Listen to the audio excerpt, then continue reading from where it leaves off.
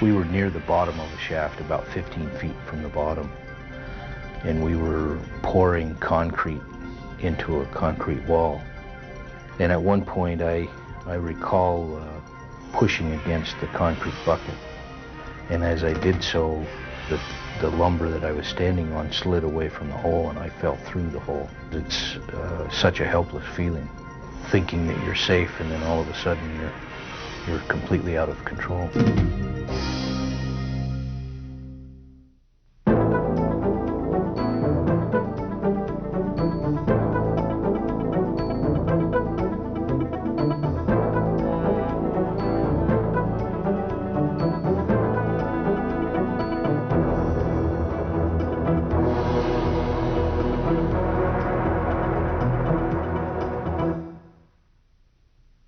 Since 1997, 32 miners have lost their lives in falls from elevated work areas. The third leading cause of fatalities at metal-non-metal mines for the past 3 years. Sadly, these tragedies could have been avoided.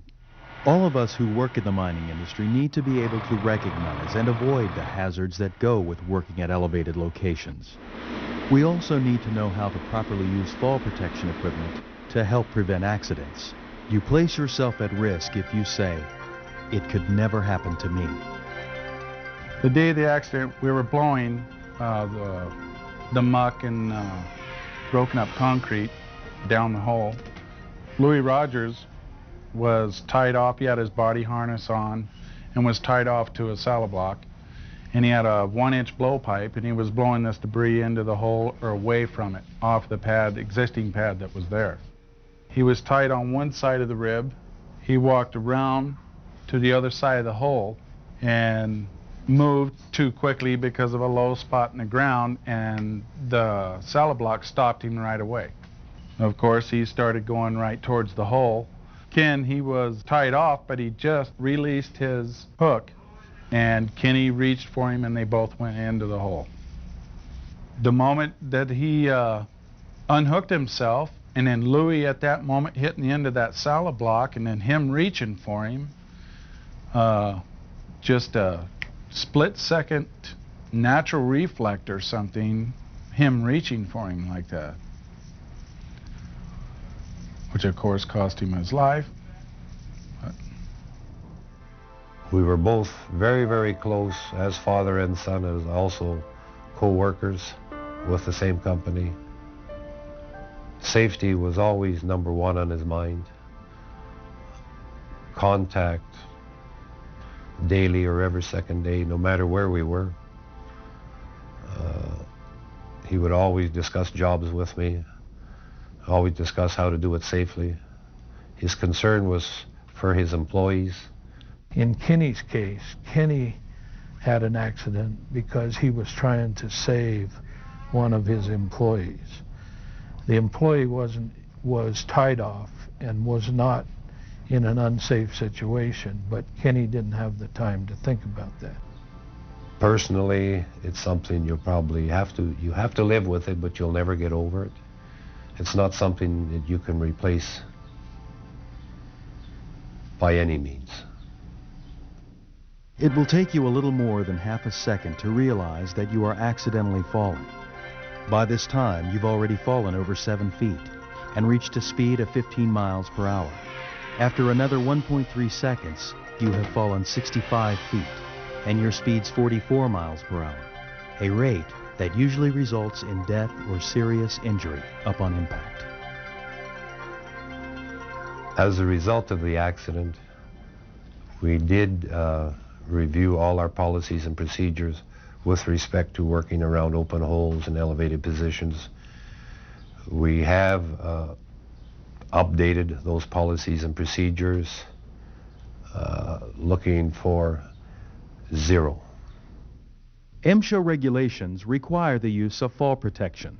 A mining company should have a fall protection program designed to identify, manage, and control fall hazards. The fall protection program should be prepared by a qualified person and be site-specific. Develop policies and procedures for the protection of employees and supervision.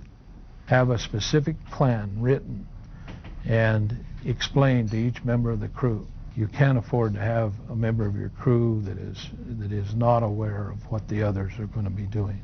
Where there's work to be done and there's a risk of falling, you need to carefully evaluate the potential hazards.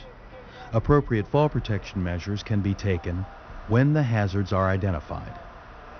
Each task that you're going to perform should be analyzed prior to when you start, and the proper protective gear assigned to it with the proper training. It's important to inspect your personal safety equipment and your equipment that you're going to use in the daily activity.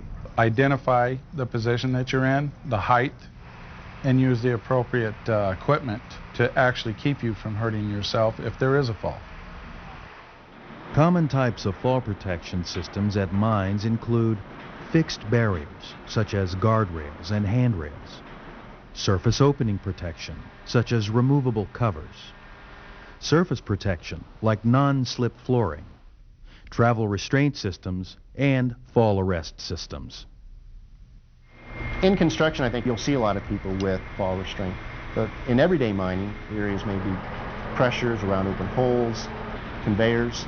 In the maintenance shops where we're up in large man lifts, or if we have a down in one of our processing facilities, a man lift that's connected to a piece of equipment or machinery. Large structures if we're doing some welding or some repair work. Use railings, barriers, or covers to prevent accidents at surface openings in floors and other walking surfaces. Where it is impractical to install such protective devices, adequate warning signs must be used. A fundamental part of any fall protection plan is to ensure that work surfaces are free from tripping and slipping hazards. This can be accomplished by good housekeeping practices, keeping the work area free of equipment and materials that are not required for the task at hand, and immediately cleaning up material spills. Miners need to wear appropriate footwear as well. Personal fall protection systems must be worn with lifelines secured to proper anchorage if work's to be done near unprotected openings. There are two primary types of personal fall protection systems: travel restraint and fall arrest. A travel restraint system is designed to limit a miner's movement so they can't reach a location where there is a risk of falling. The restraint system is made up of a safety belt or harness, lanyard, and anchor. Under no circumstances is a travel restraint system rigged so that a miner is in a position to fall. A fall arrest system is designed to reduce the chance of injury if a fall occurs. A complete fall arrest system consists of a full body harness, shock absorber, lanyard, lifeline, and anchorage point. This system may also include a fall arrestor device. Personal fall protection's only as good as its anchorage. Nothing in the system will work if the anchor point fails. That's one of the things that I think all mines and companies and employees have to work with is, the proper tie-off. People can wear them properly and can equip them properly, but, where exactly do you tie off, especially in those areas where you don't readily have a solid tie-off and you have to run static lines or other structures. Anchor points for tying off must be structurally sound and able to support an impact load of 5,000 pounds. The anchor point is located above the miner to limit a fall to the shortest possible distance. It is highly recommended that only a full body harness with a retractable or shock-absorbing lanyard be used. The shock absorber is designed to cushion a fall. Be sure to compensate for the additional distance the shock absorber will need. Before use, all personal fall protection equipment should be inspected to make sure it meets specifications. Employees need to be trained in the proper inspection and use of personal fall protection equipment. Accidents, near misses, whether they be fatal or not, to try and bring back to people, yes, this can happen. Look at this man, 30 years doing this job. The simple task that he did every day, he lost his life over. When we have a fatality, and generally a fatality, most of us are in a fairly small community of miners, and we know the people personally or intimately that are involved in the accident. And so there's a somber mood, there's a resolve to try to do things to avoid having a repetition of that type of accident. We should all be aiming for zero. It's attainable, and to attain this zero, it requires policies, procedures, compliance, training, and education. I recognize the benefit of zero tolerance, and I strongly endorse it. I believe that it's achievable. I believe that our efforts should be, from a management standpoint, should be directed toward achieving that. It's important to conduct safety meetings that are on current subjects and not something that's 2 or 3 months down the road. It's important for you as a supervisor to personally exhibit safe work habits. And it's important also for a supervisor to express appreciation to employees who exhibit good habits and good procedures. You'll see hazards. Don't pass them by. Look after them. Put yourself in a safe position at all times. To create and maintain an effective fall protection program, it is extremely important that both management and employees comply with the policies and procedures of the program. Together, we can better manage the problems of fall hazards in the mining industries. Remember, safety belts and lines should be worn where there is a danger of falling. Safe access should be provided and maintained to all working places.